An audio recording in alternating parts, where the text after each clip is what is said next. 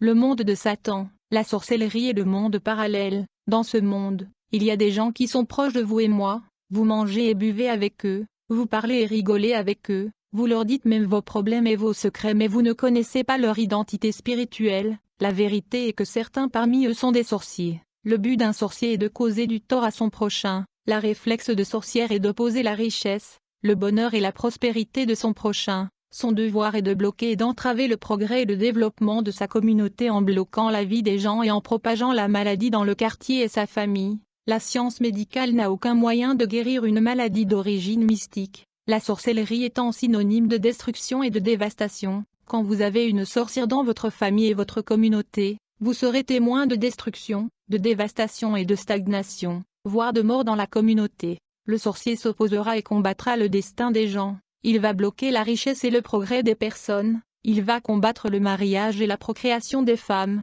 il s'opposera à l'emploi des hommes dans la communauté. De plus, un sorcier est capable de modifier la personnalité des gens en tirant le sort et des fléchettes maléfiques. Il y a des gens dans les quartiers et la communauté dont les attitudes, les personnalités et les manières sont étranges, incompréhensibles et bizarres. Ils sont toujours isolés du reste de la communauté. Il y a ceux qui sont colériques, égoïstes, haineux.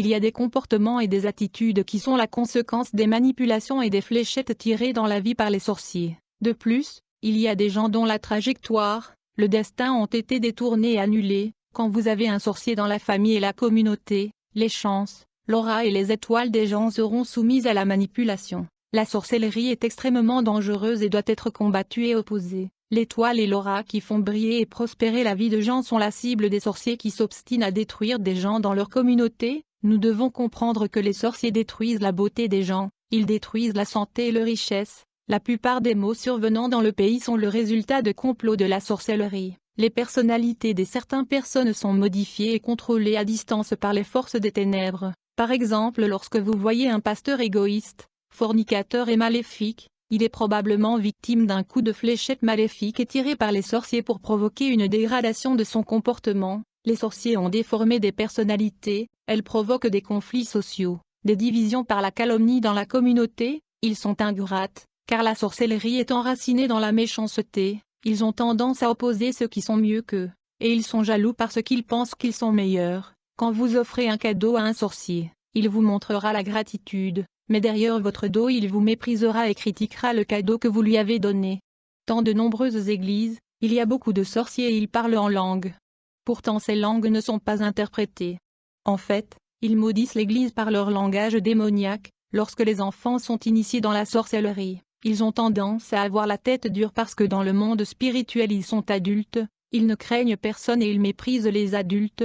Les enfants qui sont dans la sorcellerie pissent souvent au lit. D'autre part, les sorciers ont tendance à afficher leur nudité pour maudire les gens. Un sorcier peut faire pipi non loin de gens pour le maudire. Lorsqu'un sorcier entre dans une toilette, il va refuser délibérément de couler de l'eau, pour ensorceler quiconque voit ses excréments. En outre, quand une sorcière vient chez vous pour la première fois, il aura tendance à se précipiter vers la toilette, pour contacter la dame des toilettes, la princesse de l'amour, Jacqueline, afin d'obtenir des informations sur votre famille. Les personnes qui sont des sorciers ont tendance à tordre la vérité pour créer des divisions, des incompréhensions et conflits. Je me souviens quand j'étais initié à la sorcellerie. On m'a montré tous les sorciers de mon quartier. J'étais abasourdi par le nombre des personnes qui étaient dans la sorcellerie. Pourtant ces gens étaient bons et civilisés dans la journée mais ils étaient sorciers. La sorcellerie existe et est réelle. Beaucoup l'ignorent, mais il est là et il est opérationnel. La sorcellerie déstabilise les familles. Elle cause la mort et rend les familles pauvres et misérables.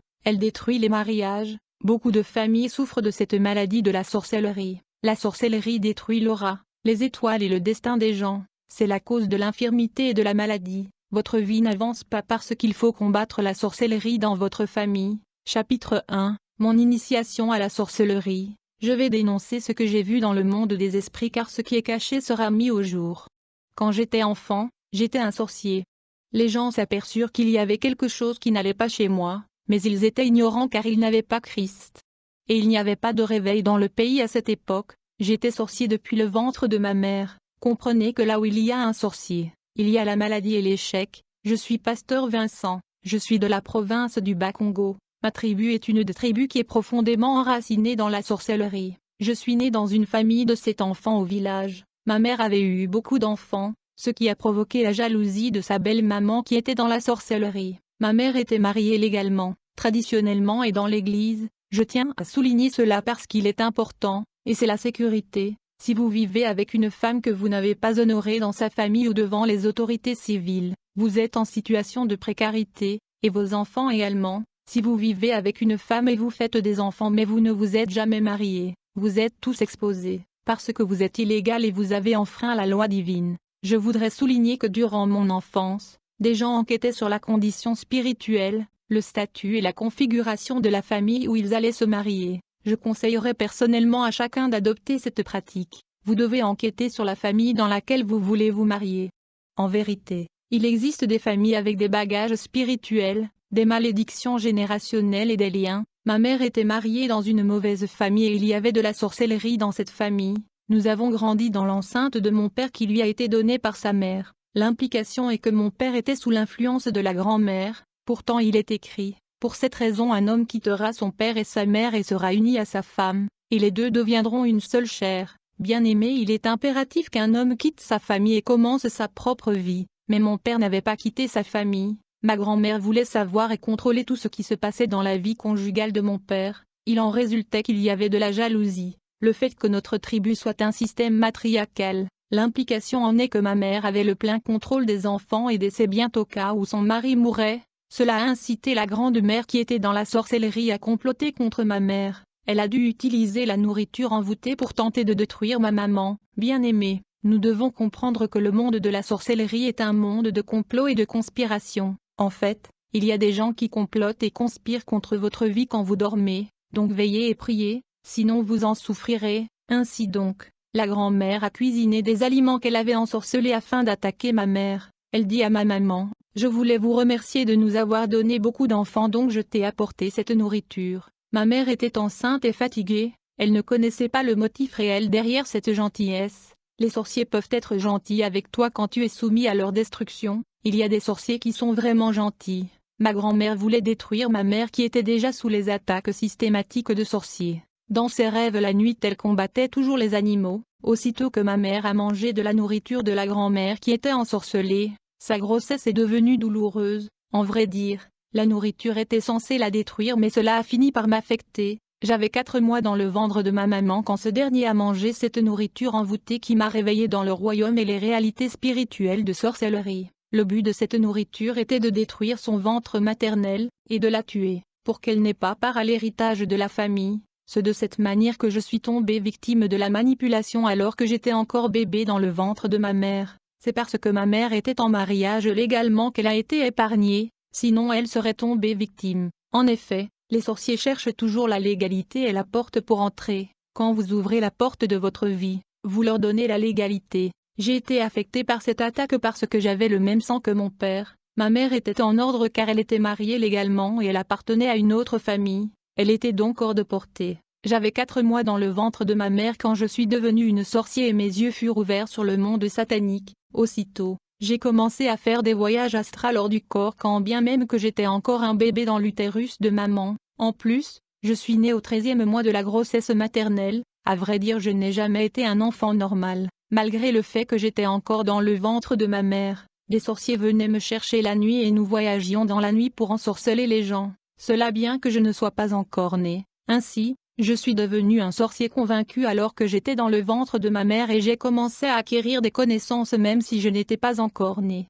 Pendant mon enfance, les gens se méfiaient de moi, car je sortais de mon corps et voyageais dans le monde des esprits. Lorsque vous êtes initié à la sorcellerie et que vous recevez l'esprit de sorcellerie, vous deviendrez un adulte conscient dans le monde des esprits, même si vous êtes un bébé. Je veux dire que vous pouvez être un bébé durant le jour mais un adulte dans la nuit, c'est le mystère de l'esprit de la sorcellerie. Bien que j'ai été bébé dans la journée, j'étais un adulte dans le monde spirituel la nuit. Mon esprit était plus vieux que mon corps. Jésus avait 30 ans, mais il était plus vieux qu'Abraham, et les gens pensaient qu'il était fou quand il disait cela. Lorsque un enfant reçoit l'esprit de sorcellerie, même s'il est un enfant dans le monde matériel, il est probablement plus âgé dans le monde des esprits, et il peut être marié et donner naissance à des enfants dans le monde astral. Quand il y a de la sorcellerie dans votre famille, vous ferez des efforts pour aller de l'avant, mais dans la nuit le blocus et la barrière seront levés contre vous. Il y aura des échecs là où d'autres réussissent. Quand j'étais enfant, j'avais l'air d'un enfant souffrant de malnutrition.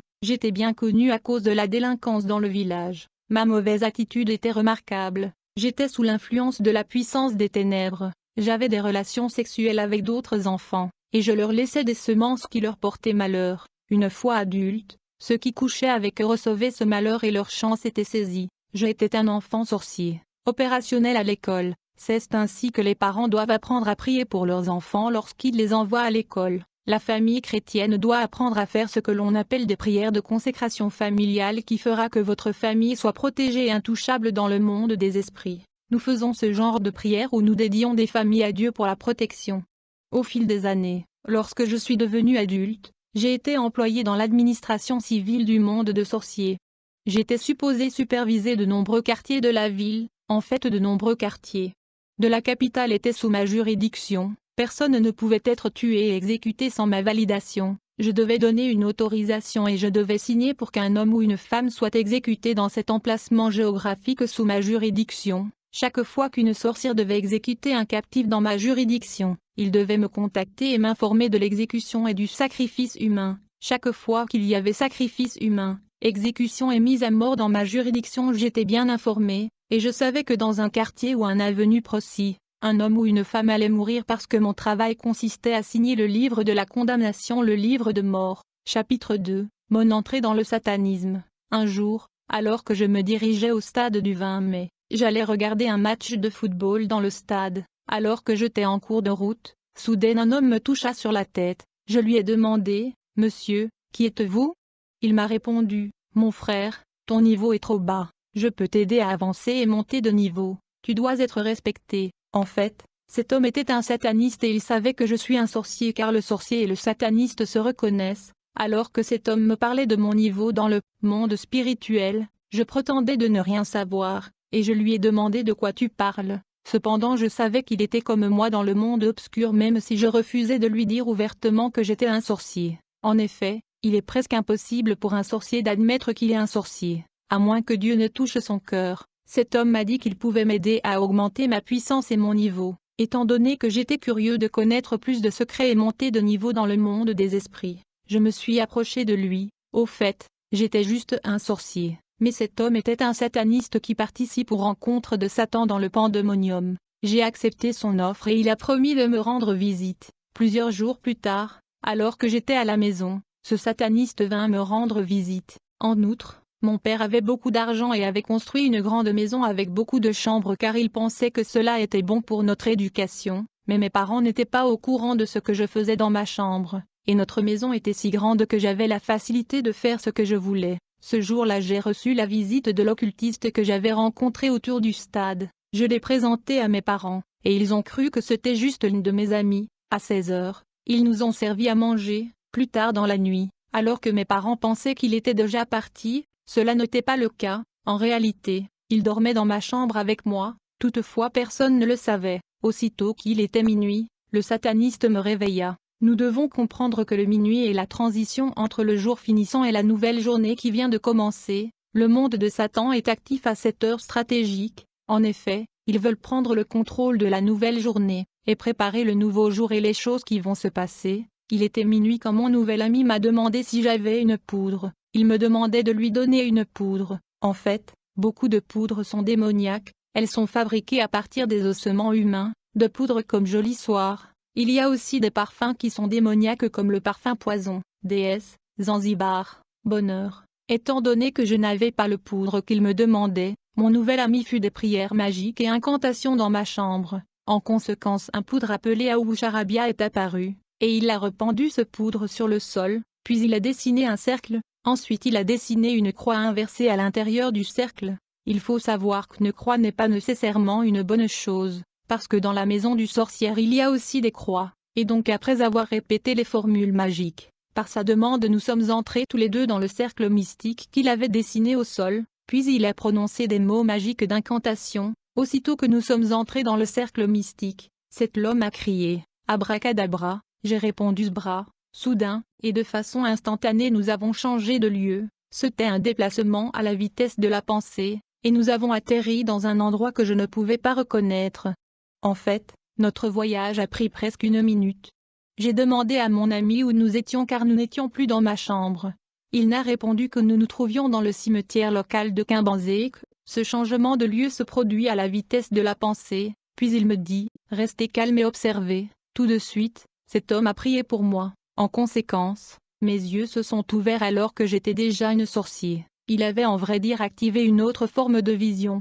C'est ainsi que j'ai vu le cimetière se transformer en une ville métropolitaine avancée et magique, un monde urbain éblouissant. C'était le royaume invisible de Satan, un monde invisible. J'étais dans le cimetière qui avait disparu à la suite d'une incantation et avait été remplacé par un monde fantastique et magique. Il faut savoir que le cimetière est l'une des portails vers le monde de Satan. Après avoir tracé à nouveau ce cercle mystique et la croix inversée, nous sommes entrés dans ce cercle. Il a récité de prières magiques et incantatoires. En un clin d'œil nous sommes retournés dans ma chambre à la vitesse de la pensée. C'était la téléportation, des déplacements mystiques et multidimensionnels. Plusieurs jours plus tard, mon nouvel ami l'occultiste est venu me voir. Il a de nouveau tracé le cercle mystique dans ma chambre, et nous sommes entrés dedans. Il prononça des mots magiques. En une fraction de seconde, nous avons été transportés de nouveau au cimetière local. Aussitôt que nous sommes arrivés au cimetière, il se mit à faire des rituels. Il dansait et chantait en proférant des mots magiques.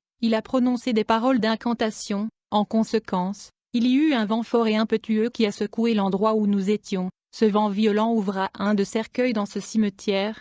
Dès que ce cercueil fut ouvert, tout à coup, j'ai vu un squelette en sortir. Ce squelette qui était vêtu de blanc marchait et parlait comme un être vivant. Il avait des gants et un chapeau blanc. Tout de suite il s'est dirigé vers moi et m'a dit « Vincent, tu es le bienvenu dans notre monde. Je te connaissais depuis que tu étais dans le ventre de ta mère. Tu seras mon serviteur. Alors réjouis-toi. » Du coup mon partenaire l'occultiste lui dit « Nous sommes venus vous voir pour que vous puissiez nous conduire vers le grand maître, car nous voulons le rencontrer, parce que mon ami doit graviter le niveau spirituel. » Le squelette répondit à l'occultiste « Bien, alors suivez-moi. » Nous avons suivi ce squelette vers le cercueil où il était sorti. Enfin, nous sommes tous entrés dans le cercueil de ce squelette. De l'extérieur c'était clairement un cercueil, mais quand nous sommes entrés à l'intérieur ce n'était pas le cas. En effet, c'était un avion sophistiqué et haute classe, d'un grand confort. La technologie de cet avion n'était pas humaine, elle était extraterrestre, au-dessus de la civilisation humaine, et cet avion voyageait à une vitesse prodigieuse, et nous a transportés dans le royaume infernal de Lucifer, le Pandémonium, précisément dans un pays au nom de Pestifera. Ceci est l'un des pays et territoires du royaume invisible de Lucifer. De même qu'il y a des pays et continents dans le monde terrestre, le monde satanique a également des pays et des territoires. Les initiés ne voyagent pas tous vers le même territoire dans ce monde sombre. Le monde du diable est si beau que beaucoup refusent d'abandonner la magie et la sorcellerie. Alors que nous marchions là-bas, j'ai entendu des gens m'appeler par mon nom derrière moi. Mon ami l'occultiste me dit « Vincent, ne répondez pas, sinon vous mourrez. » Après avoir parcouru ce monde avancé qui est le royaume urbain du diable, nous avons vu un temple gigantesque ressemblant à une cathédrale catholique. Quand nous avons atteint la porte de ce temple, il s'est ouvert tout seul pour nous, puis nous sommes entrés. Quand nous sommes entrés, j'ai été choqué parce qu'il y avait beaucoup de monde. Je parle de célébrités, de politiciens, du gens populaire que nous regardons à la télévision. Il y avait 2 colonnes, des hommes à droite et des femmes à gauche. J'ai remarqué que tout le monde était nu dans cet amphithéâtre. J'ai pu reconnaître certains des visages des gens ici. Ils étaient des personnalités publiques et des autorités. Il y avait toutes sortes de gens de différentes classes de la société. J'avais vu des musiciens, hommes politiques, banquiers, footballeurs. Tous ces gens étaient venus voir le diable pour le pouvoir, l'argent et le succès. L'endroit était un lieu de réception pour initiation et pour permettre aux gens de signer le pacte avec le diable. Quand je suis arrivé dans cet auditorium, on m'a dit de ne pas rejoindre le public, parce que j'étais un sorcier de naissance. Mais ces personnes étaient des initiés. Aussitôt que j'ai pris place parmi l'assistance dans cet auditorium, j'ai remarqué une table devant le public. Sur cette table étaient des ustensiles qui étaient couverts. À l'arrière de cet auditorium, il y avait une porte. Peu de temps après que j'ai pris place, j'ai vu un homme grand entrer dans l'auditorium. Cet homme était l'homme le plus laid et moche que j'ai jamais rencontré. On m'a dit de ne pas rire parce qu'il est le représentant de Lucifer. Quand il entra dans l'auditorium, il me demanda de faire un pas en avant, et il me dit « Vincent, avant ta naissance quand tu étais dans le ventre de ta maman je te connaissais. tu seras mon serviteur, réjouis-toi. L'homme m'a demandé de retirer le voile qui couvrait les ustensiles sur la grande table. Quand j'ai enlevé la couverture qui couvrait les ustensiles, j'ai vu un bol rempli de l'eau blanche. Cet homme qui était le représentant de Satan me dit, « Vincent, si tu m'aimes, lave ton visage 3 fois dans ce bol. » Quand je me suis lavé jusqu'à la 3e fois, l'eau blanche avec laquelle je lavais mon visage fut transformée en sang, et mon visage était couvert de sang. Ce rituel de sang était une alliance avec le diable. Cet acte de laver mon visage avec du sang était un pacte avec le diable. Aussitôt que je levai la tête de ce bol de sang, je remarquai que mon esprit avait changé, je n'étais plus la même personne. J'ai senti l'esprit de colère, de méchanceté et de destruction entrer en moi. J'ai perdu le concept de l'amour, de miséricorde et d'empathie. J'ai été introduit dans un style de vie de sacrifice humain. L'alliance que j'ai signée avec le diable m'avait catapulté dans la sorcellerie internationale, car il y a la sorcellerie élémentaire, où les sorciers voyagent pour ensorceler et étrangler les gens, et dans cette forme de sorcellerie les sorciers quittent son corps et atterrissent dans la maison de gens, pour danser nus et paralyser leurs victimes. Il y a enfin une sorcellerie intermédiaire qui est une sorcellerie nationale. Alors que je pratiquais la sorcellerie internationale, je me souviens d'une mère qui est allée en Europe et qui a longtemps laissé ses 2 enfants. Ces enfants ont été initiés à la sorcellerie. Plus tard ils ont décidé de la tuer. Ce jour-là, nous sommes allés ensemble en Europe et nous avons atterri chez elle. Elle se baignait dans la salle de bain, nous nous sommes manifestés dans la salle de bain, et quand la dame a vu ses 2 enfants, elle a paniqué, elle a voulu crier mais nous lui avons volé la voix, elle est morte d'émotion et d'un arrêt cardiaque, et donc je suis entré dans un mode de vie sanglant d'effusion de sang. La sorcellerie ne protège pas la famille mais provoque la destruction. Quand je suis entré dans l'alliance du sang avec le monde obscur, ils me dirent, « Vincent, votre tristesse et votre misère est lorsque les gens sont heureux, prospères et épanouis, votre joie est lorsque les gens souffrent, lorsque les gens sont malades et misérables cela sera votre joie, vous allez travailler pour arrêter et interrompre la joie, le bonheur, l'harmonie, et vous allez le remplacer avec par la misère, le mal, le conflit, la division et le tiraillement. » Pendant l'initiation, le représentant de Satan me dit, « Vincent, dès aujourd'hui vous devez retenir que personne n'est plus puissant que vous. Tout ce que vous allez penser et envisager dans vos pensées vont se réaliser. Une fois que vous pensez à un endroit donné sur la terre, vous avez la possibilité d'y être à la vitesse de la pensée, quel que soit le lieu auquel vous pensez dans votre esprit. Vous y irez en second. Personne ne peut s'opposer à vous parce que vous avez le pouvoir, et vous êtes supérieur et vous êtes spécial, mais le diable est un menteur. » Je me souviens quand j'ai rencontré un chrétien qui m'a neutralisé, et cela me laissait inquiet avec des questions. Après ce voyage vers la dimension satanique, je n'étais plus un sorcier, je suis devenu un sataniste. Pour pouvoir voyager dans le monde des ténèbres, je fus instruit de dessiner un cercle avec une poudre et un pentacle dans ce cercle. Ceci était la méthode de voyage et déplacement interdimensionnel. Je devais entrer à l'intérieur du cercle mystique afin d'effectuer le voyage interdimensionnel. Et donc je dessinais le cercle et la croix inversée et un serpent tout autour pour effectuer de visites dans le monde satanique. J'étais supposé entrer dans le cercle mystique et réciter des paroles incantatoires et magiques. Plus tard on m'a donné un dispositif de communication similaire à un téléphone. En fait, le téléphone mobile est un système qui vient du monde de Satan. À travers le pack de sang que j'ai signé dans la dimension invisible, le diable enleva l'amour, la compassion, l'empathie et la miséricorde dans mon cœur car j'étais supposé sacrifier le innocent. On m'a remis 5 animaux qui étaient mon totem que j'étais supposé utiliser. En fait, dans la sorcellerie les animaux qui sont des totems représentent le pouvoir et la nature de la puissance opérationnelle dans la vie du praticien. Je travaillais avec 5 animaux qui étaient les totems de mon pouvoir. J'utilisais une fourmi comme un avion. Je sortais de mon corps et je projetais mon esprit dans un chat. Beaucoup de sorciers utilisent le chat comme véhicule. Une fois qu'un animal devient plus intelligent et se comporte comme un être humain, il est sûrement utilisé par les sorciers comme véhicule et comme espion. Il devient le regard du sorcier qui vous espionne. Pour espionner les chrétiennes, les sorciers projettent leur esprit dans un animal tel que chat, fourmi. En outre, j'utilisais les techniques de l'araignée pour capturer le destin et les biens des gens. La toile d'araignée était un outil par laquelle j'attrapais des âmes innocentes, et donc les animaux sont apparentés à des puissances. Lorsque vous regardez le film du Police intergalactique appelé XOR, vous remarquerez que chaque fois que la bataille devient difficile pour lui, il faisait souvent appel à un dragon appelé Amoros. Ce dragon est un démon à son service. Souvent les films nous montrent la réalité de la guerre spirituelle. Chaque fois que vous voyez un acteur principal accompagné d'un animal, c'est la représentation de son pouvoir. Notre président utilisait le totem des léopards. Le pouvoir dans la politique sont aussi représentés par des animaux. La plupart des régimes politiques sont enracinés dans la sorcellerie et leurs puissances sont représentées par des animaux. De nombreux présidents en Afrique sont de grands maîtres en franc-maçon. Ainsi je me transformais en fourmi pour effectuer des voyages astrales avancés. Je voyageais dans différentes régions du pays pour voler des biens personnels des gens et les embarquer dans mon avion. Je peux voler votre télévision et appareils ménagères. Et la prochaine chose qui va se passer est que votre télévision tombera en panne. Je faisais une prière magique à la suite de ceci. Les chats dans les quartiers venaient à moi et je déployais ces chats pour faire du bruit afin de capturer des âmes dans le quartier.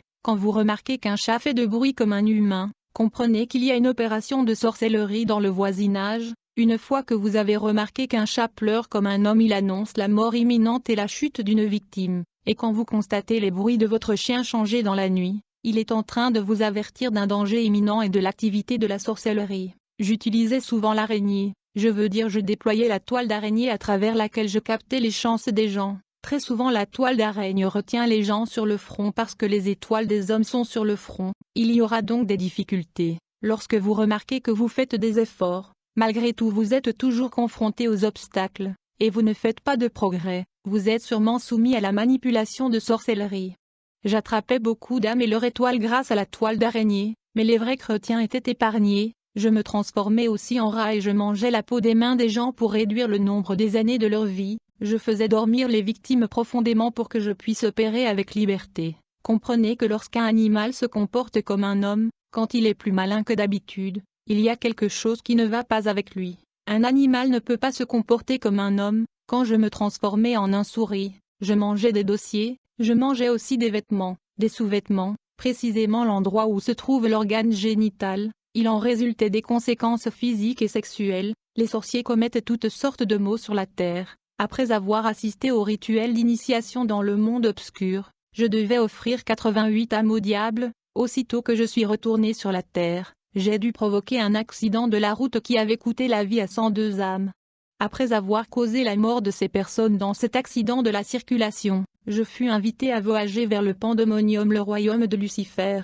Pour graviter les échelons dans le royaume des ténèbres, le sacrifice humain est le seul moyen. Lorsque la nouvelle de l'accident qui a tué plus d'une centaine de personnes a atteint le monde obscur, il y avait de l'admiration et elles étaient émerveillées. Et quand les nouvelles ont atteint Lucifer, ce dernier a demandé de me voir. Dans le monde obscur, le nom de Jésus-Christ est redouté et craint, mais quand je suis venu à Jésus-Christ, j'ai remarqué que les croyants n'avaient aucune idée sur la puissance du nom de Jésus-Christ. Le diable ayant entendu parler de l'accident de la route que j'ai causé, il m'a invité et voulait me voir. J'ai été dirigé vers un médecin qui était un occultiste. Il était supposé m'emmener à voir le diable dans le monde parallèle. Cependant mon collègue qui m'a emmené au pandémonium m'a suggéré que je devrais inviter le diable à venir chez moi au lieu de voyager pour le rencontrer dans le pandémonium. J'ai décidé d'inviter le diable à venir personnellement chez moi. Mon ami m'a demandé d'acheter du pain et de trouver de l'eau de fontaine pour l'inviter. Ce jour-là, j'étais censé tracer un cercle cabalistique, puis tracer une croix inversée à l'intérieur du cercle et invoquer le diable, qui était censé se montrer et atterrir à l'intérieur du cercle magique. Ce jour-là, j'ai dessiné le cercle magique et j'ai placé une chaise à l'intérieur du cercle, afin de convoquer le diable. Puis je devais réciter les prières mystiques spéciales. En premier lieu, je devais fumer avant de faire des incantations ou des prières de conjuration. Par la suite, j'étais supposé enlever toutes les photos qui étaient dans ma chambre et la maison. Sinon les gens sur ces photos mourront, car lorsque le diable sera apparu, il prendrait les âmes des gens sur les photos. Ce jour-là, après avoir fumé la cigarette, ma chambre était remplie de fumée. Après que la fumée se soit estompée, j'ai vu une fourmi, à l'intérieur du cercle mystique. Cette fourmi se déplaçait à l'intérieur du cercle magique. Elle était incapable de franchir la ligne. Au cas où cette fourmi traversait les lignes du cercle magique, les personnes présentes dans la maison seraient mortes. Donc la fourmi devait rester à l'intérieur. En fait, cette fourmi était le diable lui-même. Plus tard, la fourmi s'est transformée en cancrelat, puis elle s'est transformée en un lézard, puis elle s'est transformée en un chien, puis un éléphant. Ensuite, il a grandi en proportion et a dépassé le toit de la maison. Tout cela se passait dans la nuit alors que tout le monde dormait dans la maison. Puis l'éléphant se transforma en un serpent à 3 têtes, et commença à me parler. Les 3 têtes du serpent se mit à parler simultanément. La première tête m'appela par mon nom, et la seconde tête m'a demandé « Vincent, pourquoi tu m'as appelé ?»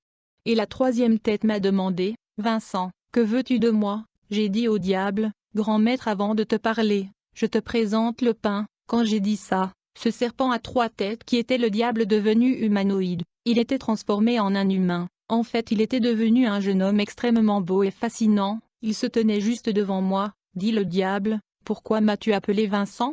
Tu es vraiment courageux. Je lui ai dit, Maître, je voudrais que tu manges le pain que je t'ai préparé. Puis il a mangé le pain et il m'a demandé, qui t'a raconté les choses que j'aime? J'ai répondu, Maître, étant donné que je suis votre fidèle serviteur, je suis censé savoir ce que vous aimez. Ce jour-là, j'ai parlé et dialogué avec le diable à propos de beaucoup de choses, puis il a disparu. Après la rencontre avec le diable, je me suis rendu vers le monde de Satan, le pandémonium, pour le congrès annuel. Dans ce sommet, j'ai vu des démons de toutes sortes et de toutes formes, comme Johnny Walker de l'alcoolisme, Paul Berger de la lutte. J'ai vu des faux pasteurs. Ce voyage dans le monde des ténèbres était une indication de mon voyage de la sorcellerie au satanisme. Bien-aimés, nous devons le comprendre que le monde spirituel concerne les forts qui dominent les faibles.